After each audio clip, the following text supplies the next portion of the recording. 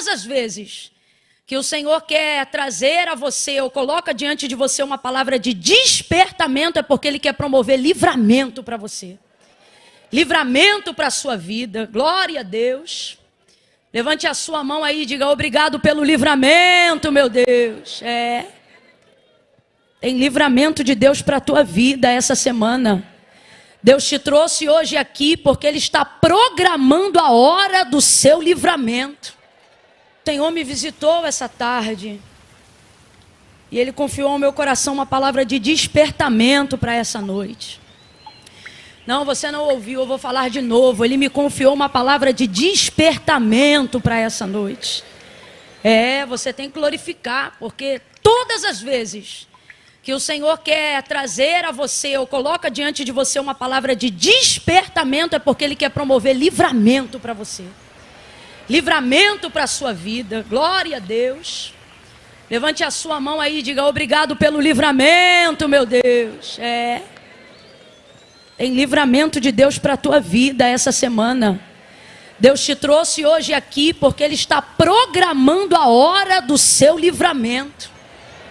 Por isso Ele se antecipou, te dando uma palavra de despertamento. E Ele me confiou algumas coisas aqui. Eu tive que fazer como o João: escreve, que é para você não esquecer, pois eu estou pela primeira vez diante da revelação desse texto. Números capítulo 11, verso 1 em diante. E quando eu alternar aqui o versículo, eu falo para você, tá bom? Quem achou Números 11, verso 1 em diante? Maravilha, diz assim: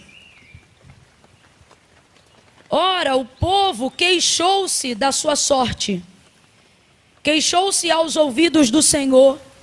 Ouvindo o Senhor, a sua ira se acendeu, e o fogo do Senhor ardeu entre eles, consumindo as extremidades do acampamento. Quando o povo clamou a Moisés, ele orou ao Senhor, e o fogo se apagou, pelo que chamou aquele lugar Taberá, porque o fogo da ira do Senhor se acendeu entre eles. Aquele bando que estava no meio deles, em outras versões vai estar: o populacho que estava no meio deles veio a ter grande desejo de outro alimento. E os filhos de Israel também, em outras versões vai dizer: e os filhos de Israel tornaram a chorar, dizendo: quem nos dará carne a comer? Lembramos-nos dos peixes que comíamos de graça no Egito, e dos pepinos e dos melões, dos alhos silvestres, das cebolas e dos alhos. Mas agora estamos definhando. Em outras versões vai dizer assim: mas agora a nossa alma está seca, e coisa nenhuma vemos, senão este maná. Versos de número 18 em diante. Aqui é o Senhor já instruindo como Moisés deve falar ao povo. Consagrai-vos em preparação para amanhã, quando comereis carne. O Senhor ouviu quando vocês choravam, dizendo: quem nos dará carne a comer? Bem nos ia no Egito, pelo que o Senhor vos dará carne e comereis. E não comereis um dia, nem 2, nem 5, nem 10 dias, nem 20 dias, mas um mês inteiro, até sair pelos narizes, até vocês ficarem enjoados dela, porque rejeitaste ao Senhor que está no meio de vós, e choraste diante dele, dizendo: por que saímos do Egito? Disse Moisés: 600.000 homens de pé é este povo no meio do qual eu estou, e tu dizes: dá-lhes carne e comerão um mês inteiro? Matar-se-ão para eles rebanhos de ovelhas e vacas que se lhes bastem? Ajuntar-se-ão para eles todos os peixes do mar para que eles se saciem? E respondeu o Senhor a Moisés, dizendo: ter-se-ia agora o braço do Senhor se encurtado? Pois agora mesmo tu verás se a minha palavra se cumpre ou não. Verso 31. Então soprou um vento mandado pelo Senhor, o qual trouxe cordonizes do lado do mar, e as espalhou numa extensão de quase um dia de marcha, de um lado e do outro do acampamento, e ao seu redor, cerca de 2 côvados sobre a terra. Então o povo se levantou todo aquele dia. Por favor, somente agora, repita após mim: todo aquele dia, toda aquela noite e todo o dia seguinte. Repita mais uma vez: todo aquele dia, toda aquela noite e todo o dia seguinte. Sozinho diga: todo o dia, a noite e o outro dia. De novo: todo dia, a noite e o outro dia. Fala sozinho agora, vai. E o que tinha menos colhera 10 homeres. Então as estenderam para si ao redor do arraial. Verso 33. Quando a carne estava entre os seus dentes, antes que fosse mastigada, acendeu-se a ira do Senhor contra o povo e feriu com uma praga muito grande, pelo que o nome daquele lugar se chamou Quibrot Tavá, porque ali foi sepultado o povo que desejou outro alimento. E você diga amém por essa palavra. Você acabou de ler aqui comigo uma história muito conhecida da Bíblia, sobre quando o Senhor, eu disse que quem? O Senhor envia as cordonizes para esse povo que estava murmurando no deserto, murmurando do maná que o Senhor Deus havia tirado do recôndito do céu e estava entregando para eles de maneira tão ordeira, de maneira tão nutritiva, e por que não dizer de maneira tão especial. O maná, ele era tão especial que ele foi introduzido dentro da arca, como símbolo de sustentabilidade, de provisão, de constância, de fidelidade, de alimento. Haveria aqui uma lista de significados que nós poderíamos traduzir acerca do maná. O Senhor cuidou do seu povo, proveu ao seu povo. O maná, ele foi tão importante na nutrição, na sustentabilidade de Israel até a entrada em Canaã, que ele foi o único alimento provido por Deus que de verdade durou até a entrada do limite do povo em Canaã. Esse povo comeu até outras coisas, mel em alguns acampamentos, outro tipo de carne em outros lugares, mas o maná, ele não se retirava durante o processo de peregrinação até entrar em Canaã. O maná, ele se manteve, assim como a fidelidade do Senhor, para poder cumprir aquilo que jurou aos seus pais, dizendo que faria, que era introduzir esse povo na terra que manava leite e mel. Mas antes de conhecer leite e mel, o Senhor proveu diariamente, com muito carinho, de forma muito especial, o maná. O maná era um alimento tão contundente, tão forte, mas ao mesmo tempo ele descia sobre a terra de forma tão delicada. O texto diz que ele não era trazido pela mão de homens, não se comprava no mercado, não se adquiriria com dinheiro. O maná, se você olhar o texto, é incrível. Ele era trazido pelo orvalho de manhã. O texto diz que quando o orvalho se secava, então o maná aparecia. Como pode algo tão leve descer do céu, tão leve, e ao mesmo tempo trazer peso, trazer substância, logo depois que o orvalho se retirava?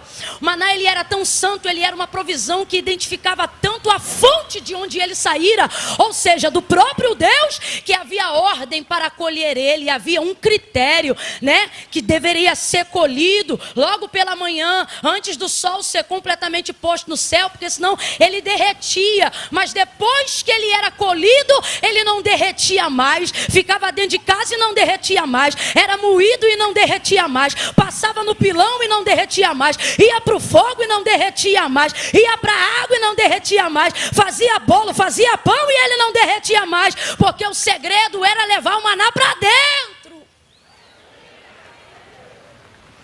Colhia, mas do lado de fora derretia, porque o que é de Deus para você, se não for para você, e se você não souber usufruir, não fica disponível para cães, não fica disponível para porcos, não fica disponível para nada e nem ninguém que não foi justificado pelo Senhor para absorver. Então acaba, só para você ir entendendo. Veja como o maná é especial, veja como o maná é precioso. O maná, ele poderia nos lembrar Jesus, não tem como lembrar, porque o texto diz acerca dessa comparação. O texto diz assim: vossos pais comeram maná no deserto e morreram, mas Jesus vai dizer o quê? Eu sou o pão vivo que desceu do céu. Esse ninguém vai morrer, esse pelo contrário, quem comer ele vai ter vida eterna. Só que por que eu acabo me lembrando? Porque ele não tinha aparência, porque ele veio do céu. Veja isso. Mas ele tinha ali um período de durabilidade. Agora, o povo, depois de um tempo, começa a desdenhar esse maná. Por que o desejo de comer carne vai levar eles à morte? Não é o desejo em si, esse povo não está proibido de comer carne. Mas é o que motivou o desejo. E o que motivou o desejo? Duas coisas nós vamos falar sobre elas agora. Mas uma delas é muito perigosa e eu preciso falar urgentemente. O que, Camila? O desdém do maná. Você tem que colocar na sua cabeça que você não precisa desfazer-se daquilo que Deus já fez. Você tem que colocar na sua cabeça que para realizar os seus sonhos, seus projetos, as aspirações do seu coração, eu não sei o que foi, se foi um misticismo religioso, se foi uma forma não coordenada de passar qual é a manifestação do reino de Deus para a terra, que acabou criando na cabeça de pessoas o conceito de que se elas tiverem o que é de Deus e fizerem o que é de Deus, todo o restante ligado à sua vida pessoal será destruído, será devastado. E isso na verdade não é uma verdade, é um sofisma do diabo para que você nunca deseje as coisas de Deus.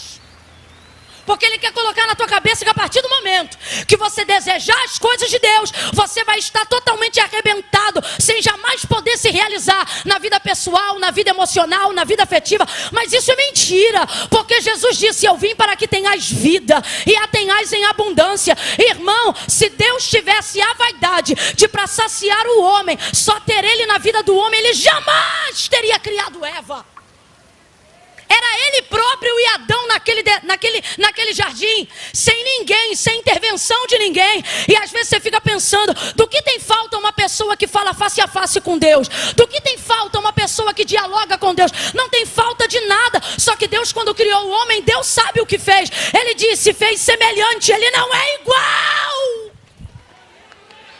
Deus sabia que havia coisas em Adão que ele não daria, e não é porque ele não queria, é porque não convinha. Não convinha, é coisa de Deus, não é coisa de homem. E coisa que é de homem não é coisa de Deus. Por isso fez Eva.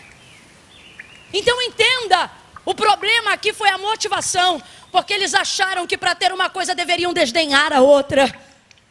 Agora veja, onde está o nascedor da motivação? Falamos de desejo, falamos de motivação. E agora vamos para o nascedouro. Aonde nasceu a motivação? No meio do bando. Olha para o teu irmão e diga assim, cuidado com esse bando. Você leu aqui. Camila, fala a verdade aí. Você acha que o povo já estava meio assim com maná? Acho. Já havia algo ali? Já. Não tenha dúvida. Você come ovo 15 dias, no 16º já está piando. Ué, é ou não é? Eu já saí com amigas que estavam no processo, que na hora de perguntar alguma coisa na escolha, você quer frango ou quer carne? E ela de menina, eu quero uma carne vermelha, porque eu já estou aqui, ó, quase ó, batendo asa. Quem aqui nunca passou por um processo onde o alimento da sustentabilidade não tem a ver com o seu prazer, tem a ver com a sua sustentabilidade? Tem a maturidade. Mas a maturidade de Moisés, a liderança de Moisés, a maneira como Deus se manifesta no meio desse povo, vai suprimindo esse desejo. É igual você quando está passando uma dificuldade em casa. Minha mãe é uma pessoa que não aguenta ver salsicha. Porque na época da prova, irmão, era salsicha com macarrão, salsicha com arroz, salsicha frita, salsicha cozida, salsicha no molho, salsicha no... Era salsicha. Minha mãe já fazia assim. Mas comia salsicha. Hoje ela pode comer outras coisas, mas quando não podia comer nada, o que ela comia? Estava enjoada, mas comia. Não queria, mas comia. Maturidade, irmão. Você tem que saber. Então, Camila, humanamente falando, Certamente havia nele já um desejo de comer uma outra coisa, não tenha dúvida nenhuma. Só que aonde se manifestou esse desejo? Quando percebeu que o bando, quem é o bando? Povo estranho. Quem é o bando? O populacho que saiu do Egito e falou que ia seguir tudo na moral, direitinho, mas no final começou a manifestar os desejos de lá do Egito. Aí o que acontece? Quando você já está com o choro preso por algo, senta do lado de alguém que já está com o choro solto, o próximo a chorar é quem, filho? Agora, o que Deus está nos despertando nessa noite? Estranhos desejos crescem do lado de pessoas estranhas. Olha de novo para alguém que está do teu lado, diga para essa pessoa, sai do meio do bando. Esse populacho começa a ficar enjoado, fastiado, eles começam a ficar agoniados, até porque eles não estão acostumados a essa cultura, e eles começam a reclamar. Presta atenção, você já viu o ditado que diz, os incomodados que se mudem? Todo incomodado de fato vai se mudar, mas ele não vai se mudar antes de tentar te convencer. E eles começam a ficar incomodados. E o texto diz que eles começam a reclamar. Mas eles são estratégicos. Eles não reclamam com Moisés, não. Eles reclamam com o povo. Porque eles sabem que lá eles têm que ficar na disciplina. Aí começa a reclamar. Aí o texto diz que eles começam. Então Israel, então os hebreus também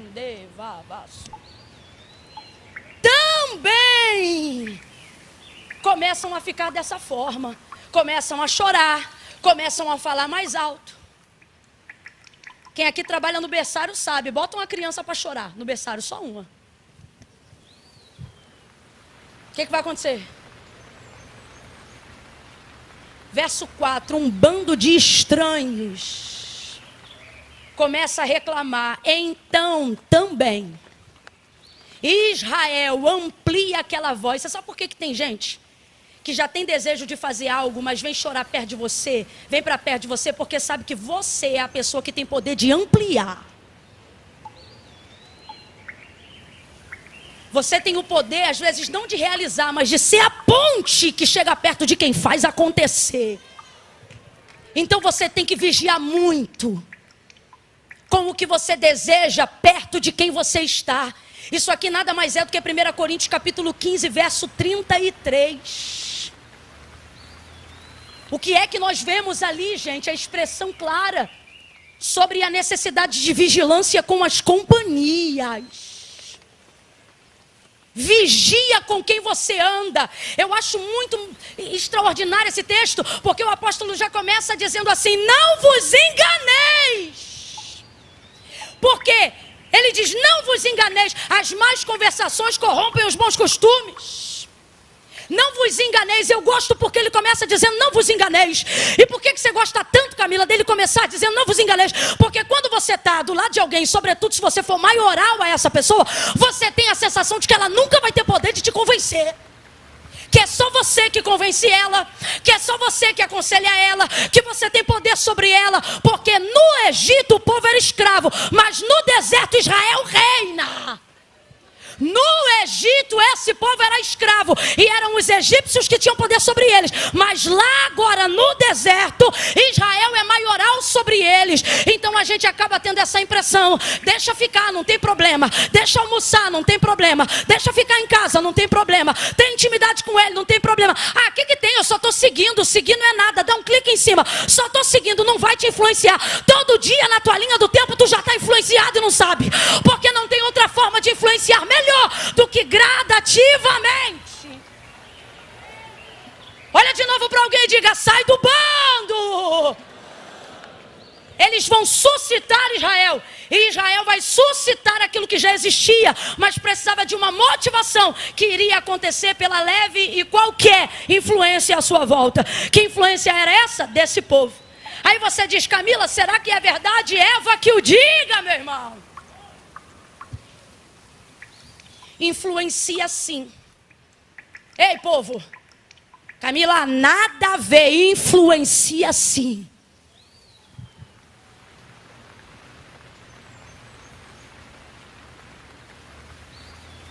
Não foi assim que Deus disse? A serpente começou.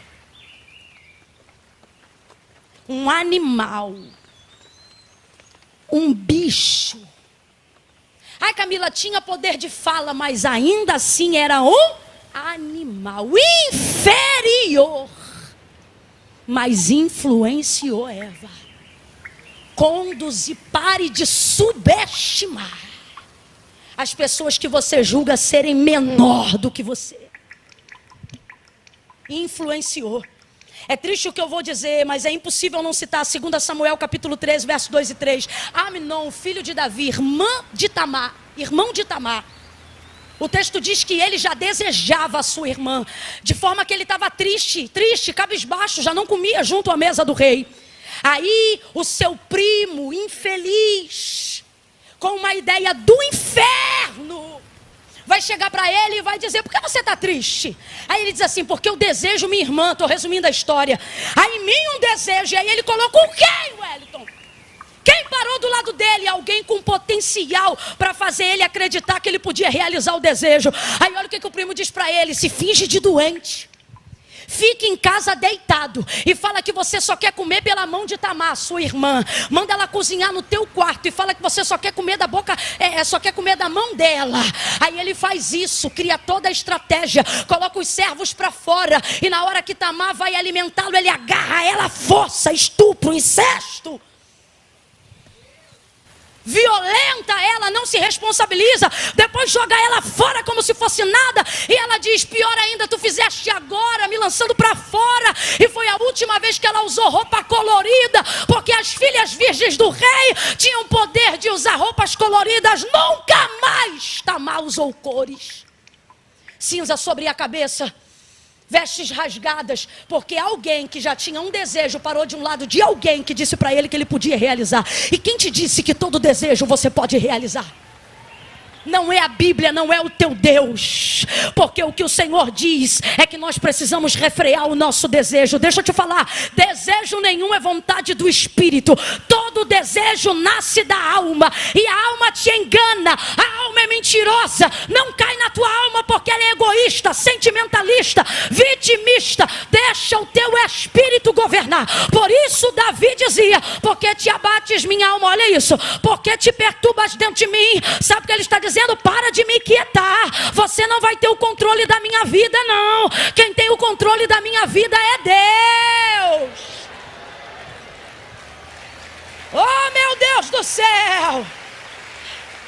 Você tem que tomar cuidado, porque as companhias têm poder de realizar desejos. E eu não estou falando só de desejos nefastos, não, mas também de desejos bons. Os valentes de Davi, por exemplo, o texto diz que estando em batalha contra os filisteus, num campo completamente armado, Davi cansado vai dizer: ah, quem me dera. Ele vai esboçar um desejo de sua alma. Ele vai dizer assim: ah, quem me dera beber um pouco da água que está na cisterna ou no poço de Belém. Ah, quem me dera, quem me dera. Aí os seus valentes, tinha alguns, mas 3, quando ouviram isso, falaram: vamos realizar esse desejo. Saíram de lá, ultrapassaram 3 infantarias, 3 áreas de batalhão, irmão, 3 áreas, 3 homens contra 3 batalhões inteiros armados. Passou, encheu o balde, voltou e deu para Davi: está aqui, ó, a água que você queria beber. Davi não teve coragem, porque um homem de sucesso não atende todos os desejos da alma. Um homem que foi chamado para reinar nunca deixa a alma governar. Uma mulher que foi chamada para crescer, um homem que foi chamado para prosperar, nunca é refém de seus desejos. Eu não sei para quem, mas Deus está dizendo aqui: refreia os teus desejos.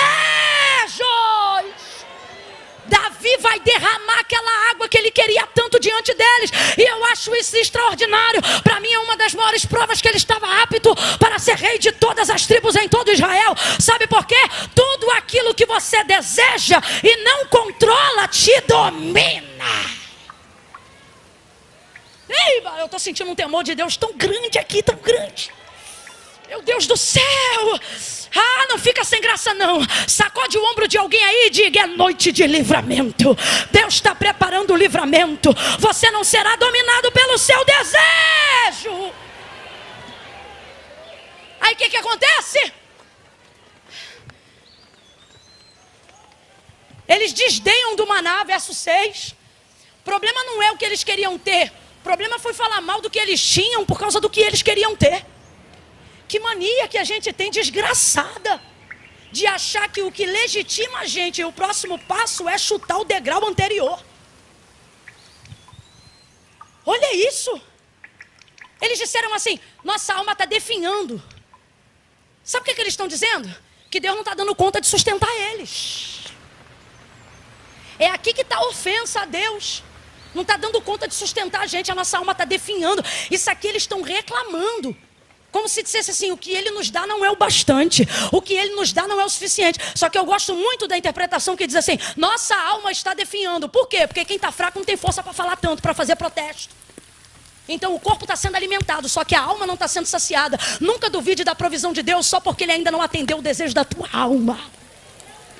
Nunca desdenhe do que Deus tem feito por você até aqui, só porque o carrão que você queria ainda não está na garagem, só porque a roupa da marca que você queria usar você ainda não pode, só porque tua conta corrente ainda não tem o que queria, só porque você ainda não entra naquela salinha especial do aeroporto. Para de bobeira, Deus está dizendo, nem sempre eu realizo o desejo da tua alma, mas desde o dia que você nasceu, fôlego de vida, sustentabilidade, direção, condição, manutenção, eu tenho te dado. Nunca pense que desdenhar do que você tem vai te legitimar a guerrear com Deus o que você deseja. Para com isso agora. Para com isso agora. Eu não sei para quem, mas agora não é pregação. Eu estou sendo profeta. Deus está dizendo, pare com isso agora.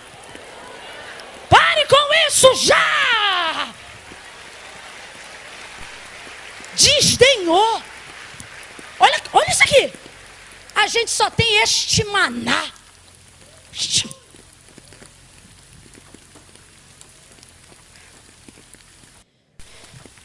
Eu me lembro da minha mãe botar salsicha no prato e eu dizia, salsicha de novo, mãe. Ela dizia, agradece. Agradece que ainda tem salsicha. Quando o Ibama apreendia pescado, fora da época, a igreja parava o caminhão na porta. Porque tem que doar, né? A gente ia cair sacola de mercado, irmão, e enchia o freezer. De cima a baixo. Segunda, terça, quarta, sardinha. Quinta, sardinha na panela de pressão, torta de sardinha. Eita.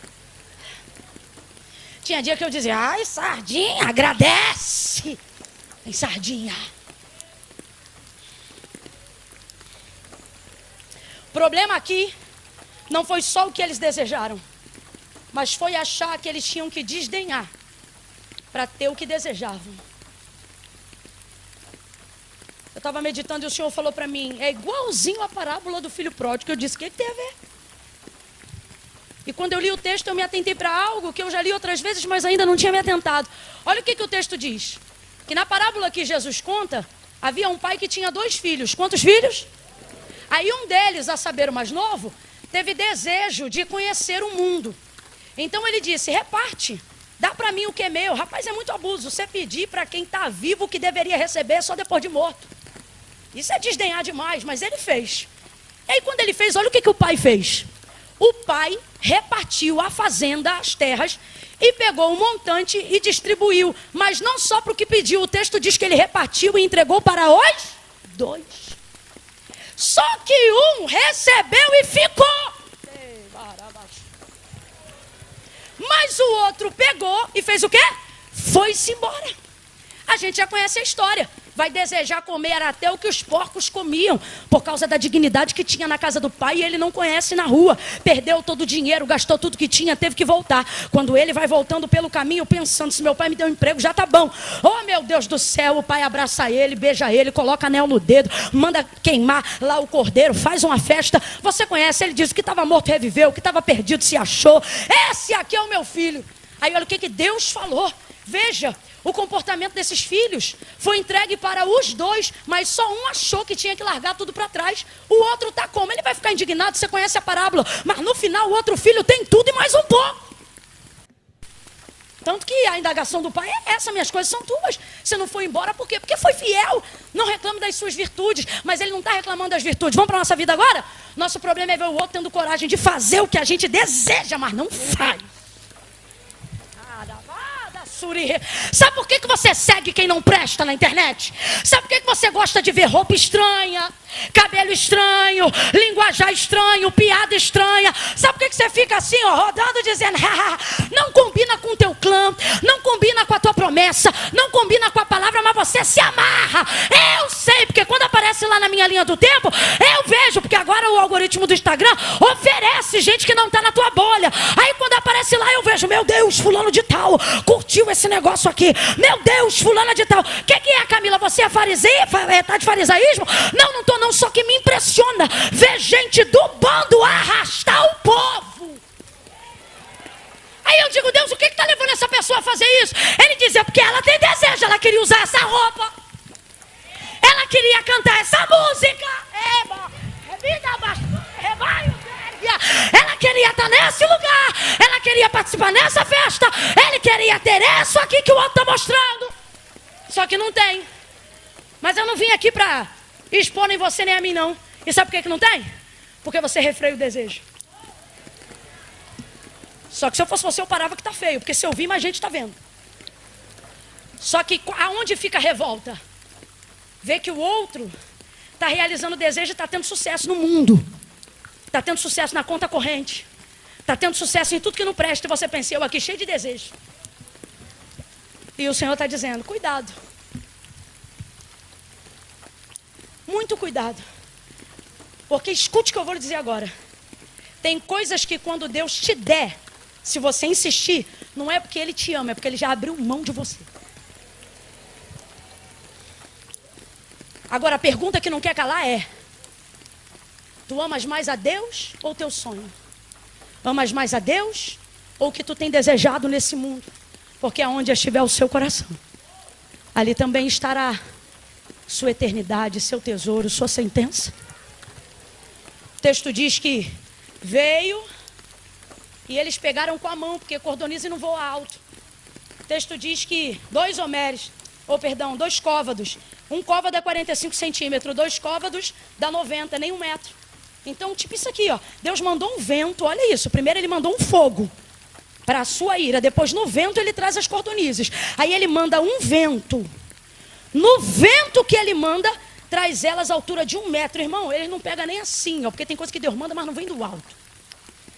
Eles pegam na mão, assim. Eles não pegam, entenda, eles não pegam assim. Cordonize não voa. Ela é do aviário das galinhas. Ela não voa aqui. Quando ela voa. E ela só está se mantendo em voo porque o vento é o Senhor que vem servindo. É tão lindo porque o maná vem daqui. Mas o que eles querem comer vem daqui, ó. Daqui, ó. Da horizontal. É mundo que você quer? Toma.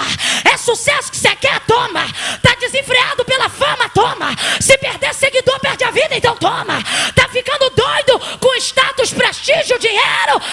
Então toma. Tá aqui, ó. Mas só não esquece. Tá vindo na horizontal. Tá vindo na horizontal. E que é da terra, a terra cobra. O que é da terra, a terra cobra.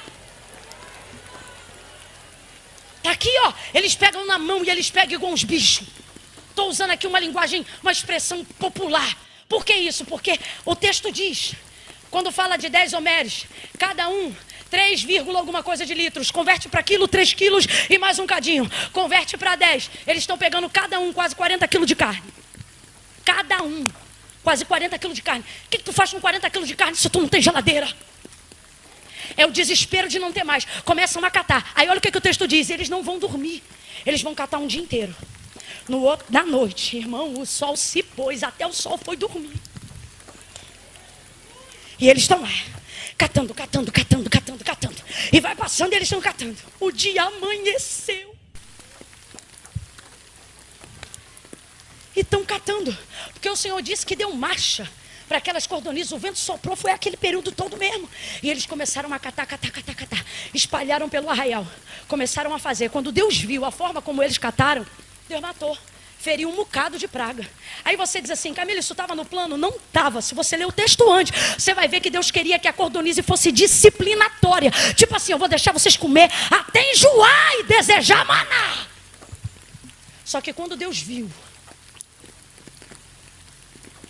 o nível de desejo, cabe a palavra luxúria aqui ou não?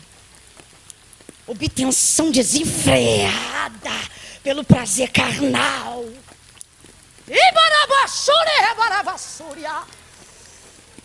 Eu quero cartinha do capeta para um monte de gente. Se te faz feliz,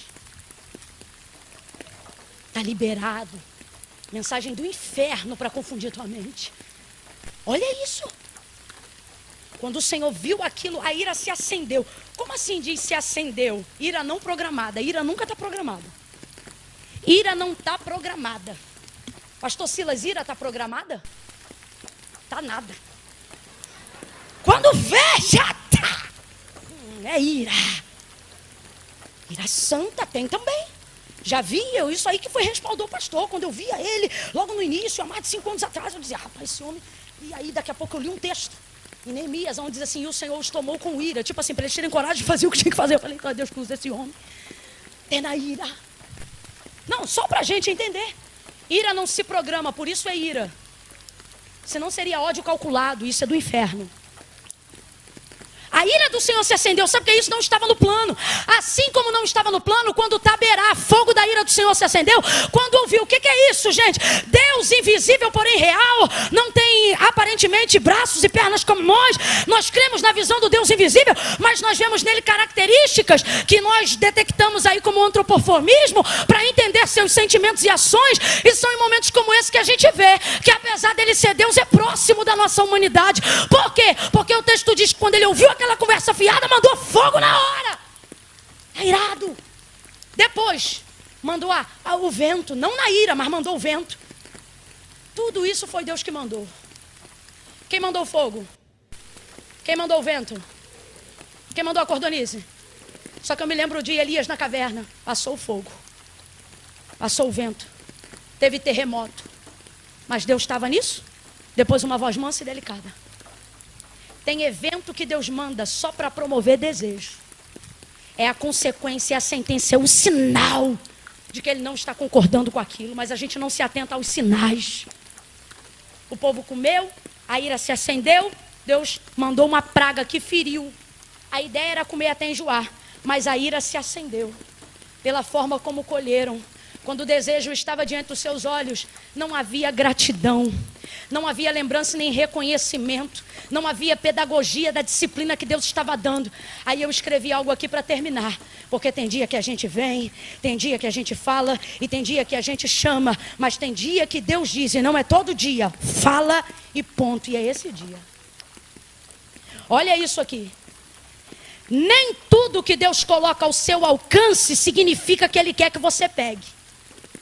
Eva que o diga. A árvore do conhecimento do bem e do mal estava cercada por uma cerca elétrica?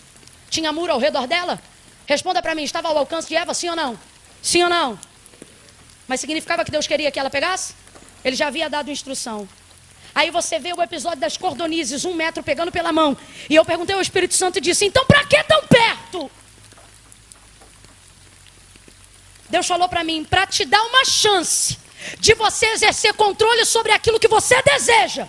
Porque tudo que você não controlar vai te dominar. Camila, por que Deus não explicou isso? Mais do que explicar. Quando Deus mandou o maná e o maná estava liberado, ele também tinha regra. Deus não só explica, Deus te coloca na prática para ver se você aprende quando o nível for maior, quando a carne for mais pesada. Então, se nem na prática você é capaz de executar, não é uma palavra que vai transformar isso. Pedagogia, olhe para quem está do teu lado agora e diga, não é. Porque você tem acesso, que significa que é seu. O que Paulo disse? Tudo me é, mas nem tudo me... Deus te abençoe em nome de Jesus. Pastor Silas.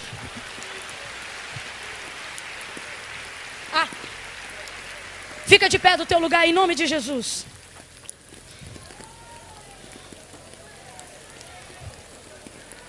Glória a Deus. Glória a Deus. Só fica de pé, ninguém se mova do seu lugar agora. Tenha temor. Tenha temor. Tenha temor. Irmão, se alguém quiser discordar, eu aceito, eu entendo. Mas para mim, Camila, lendo o texto ponto a ponto, o que eu entendo é que se aquela cordonize fosse catada em consagração, em honra, Eles estavam comendo até o mês inteiro, como Deus outrora havia dito. Mas a forma como foram dominados pelo desejo que tinham, não poderiam dar continuidade àquilo. Deus feriu. Deus está dizendo para algumas pessoas hoje aqui exatamente desse jeito. Eu não sou contrário a todos os seus desejos, mas eu vou passar em revista a motivação deles e depois a forma como você vai consumi-los. Porque tudo é sobre ele. Eu estou com meu coração tomado do temor e do tremor do Senhor aqui nessa noite. Eu vou contar de 1 a 3. No 3, eu nunca fiz esse tipo de convite, irmãos. Nunca, é a primeira vez. No 3, vai vir quem não quer ser ferido por continuar desdenhando do chamado do Senhor. Daquilo que Deus tem falado ao seu coração. Tem 2 tipos de pessoas aqui. O primeiro tipo deve ficar exatamente na cadeira onde está. Qual é esse tipo? É crente, é santo, está no arraial, conhece o Senhor, mas estava indignado por causa dos desejos, vendo ser realizados em outros, e você refreando e pensava que estava mal. E o Senhor está dizendo, não, isso aí é o que você tem que fazer mesmo. Porque tem desejo que quando chega a você, não é para a vida, é para a morte. Há caminhos para o homem que parecem bons, mas o final deles é a morte. Agora, o segundo tipo de pessoas, e essa sim, quando eu disser 3, se você estiver na galeria, você desce. E se você estiver aqui na nave do templo, você vem para frente. Você vai ficar aqui na frente do altar. Camila, vou falar alguma coisa? Vai botar o microfone na minha boca? Nada. Eu vou entender sua confissão pública de fé. E seu arrependimento por estar distante do Senhor e da sua vontade, quando você parar aqui na frente. Então, no 3, quem está afastado dos caminhos do Senhor, quem quebrou a aliança, quem ama ao Senhor de coração, mas por causa de práticas pecaminosas, errou, se afastou e não sabe como voltar. Camila, mas e meu problema? Eu ainda estou no rolo. Vem você e o rolo. Camila, mas e meu bagulho? Vem você, o bagulho. Se o fornecedor estiver aí, pergunta se ele quer vir também. Camila, eu não tenho problema nenhum, nem rolo, nem bagulho, eu não tenho nada. Só está faltando a decisão, então sua oportunidade é hoje. Agora eu quero te dar um conselho bíblico. Bíblico. Se ouvirdes a voz do Senhor teu Deus hoje, não endureçais. Se não foi Camila, mas à medida que eu pregava, você ouvia e o Espírito Santo dizia, sou eu falando contigo, sou eu querendo te dar livramento, sou eu te dando mais uma chance. Se você é essa pessoa, ninguém vai te pegar pelo braço, ninguém vai te constranger.